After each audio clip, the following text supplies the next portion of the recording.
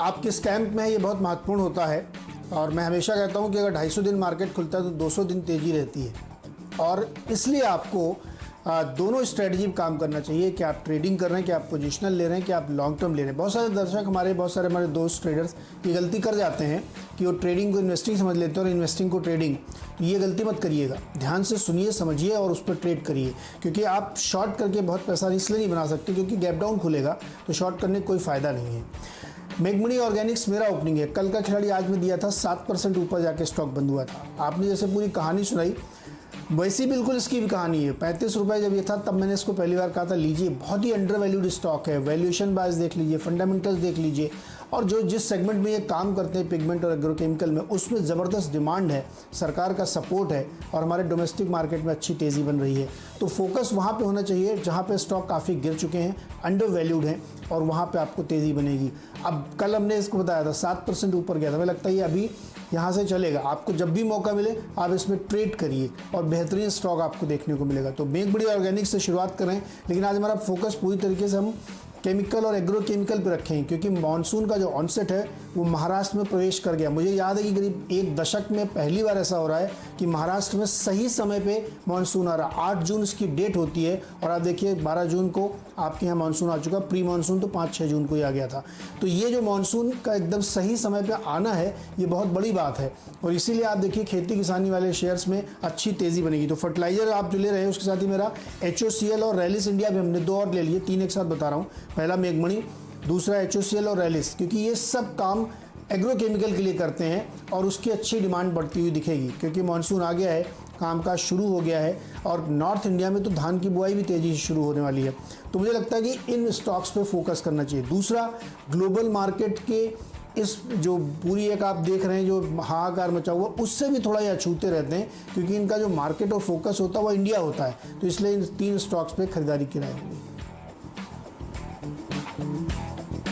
और मानसून आ गया है और मैंने आज 10 के 10 पहले आपको बता दूं कि बल्लेबाज ही चुने हैं, तो आज गेंदबाज नहीं। अच्छा, कुछ लोग ट्विटर पर पूछ रहे थे आज शो है क्या, तो भाई साहब आज से बढ़िया तो दिन ही नहीं है शो करने का।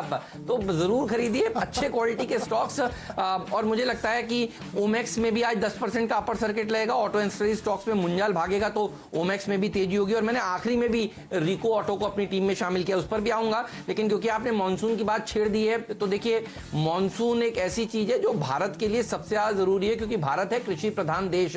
और याद करिए जब 23 मार्च को लोअर सर्किट लगे थे तब भी हम कह रहे थे रूरल सेक्टर के ऊपर फोकस कर लीजिए, आपके पैसे भर भर के बनेंगे। महिंद्रा EPC का डायरेक्टर साहब एक बार 6 महीने का चार्ट दिखाइए तो समझ में आएगा कि हुआ क्या है। मार्च में 23 मार्च के आसपास जब नीरज लोअर सर्किट लगा था शेयर बाजार में, दूसरा वाला, पहला वाला आपको याद होगा 13 मार्च को लगा था और उसके बाद फिर से लोअर सर्किट लगा था। और ये ज्यादा दिन पुरानी बात नहीं है और सब लोग डर गए थे कि पता नहीं अब क्या होगा। तो देखिए मैंने ये देखा है कि अच्छे क्वालिटी के स्टॉक्स, अगर आप मुंजाल ग्रुप, हीरो ग्रुप जाना माना ग्रुप है।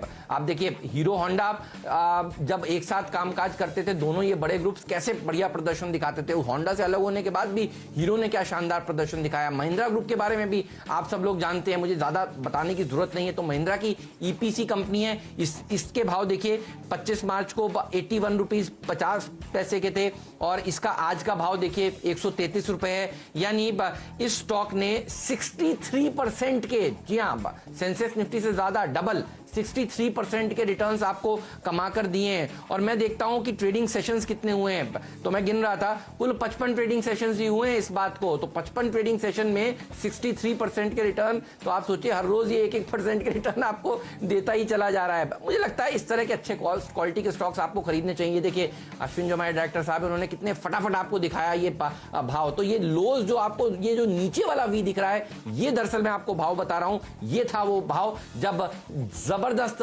पैनिक था बाजार में। और उस दिन जिसने खरीदा इस स्टॉक को, आप देखिए किस तरह के रिटर्न्स इस शेयर ने आपको कमाकर दे दिए हैं। वीएसटी इंडस्ट्रीज का भी सेम हाल है। आप देखिए ये सारे शेयरों ने वी शेप रिकवरी देखी है, तो जो नहीं ले पाए वो देखिए अब ले लें तो ज्यादा अच्छा है, मैं तो ये कहूंगा, क्योंकि नहीं लेने से बात तो कम से कम बनेगी नहीं।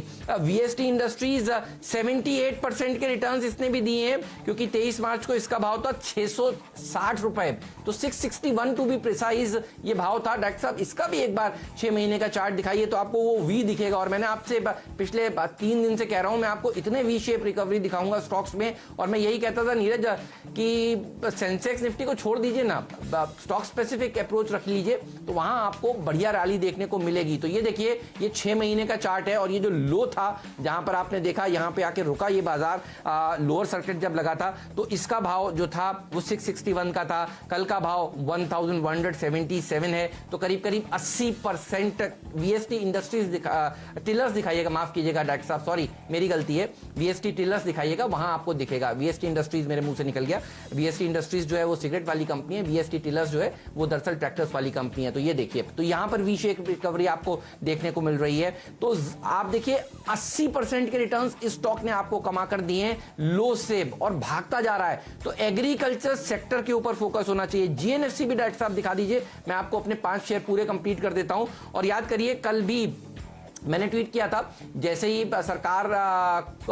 सरकारी कंपनियों को राहत मिली सुप्रीम कोर्ट से, और कहा गया कि इन लोगों के ऊपर तो एजीआर का बकाया होना ही नहीं चाहिए था, और फटकार भी लगी डॉट को। तो आप देखिए जीएनएफसी के स्टॉक ने कल भी अच्छा प्रदर्शन दिखाया, और नीरज 23 मार्च को 99 रुपए का भाव था, 99। ये हाल ही में आशीष का जैकपॉट स्टॉक 130 पर बना, और भाव देखिए आज 155 रुपए के हैं। यानी इस स्टॉक ने निचले स्तरों से दरअसल 55 दिनों के अंदर अंदर 55-56% के रिटर्न्स दिए हैं, और ये तब दिए हैं नीरज जब यहां पर एजीआर का बड़ा बकाया वाला हैंगओवर था, और अब वो हैंगओवर खत्म हुआ है। तो जिसके ऊपर इतना बड़ा हैंगओवर था उसने तक तो देखिए फर्टिलाइजर कंपनियों में 55% के रिटर्न्स आपको 23 मार्च से दे दिए। तो मुझे समझ में नहीं आता क्यों नहीं लेना है। लेना है, अच्छे स्टॉक्स लेने हैं, सही सेक्टर खरीदना है, और बढ़िया कंपनियां खरीदनी है। सरकारी कंपनी है, गुजरात की कंपनी है, तो मुझे लगता है कि ये स्टॉक्स अच्छा प्रदर्शन यहां से फिर से दिखाएंगे।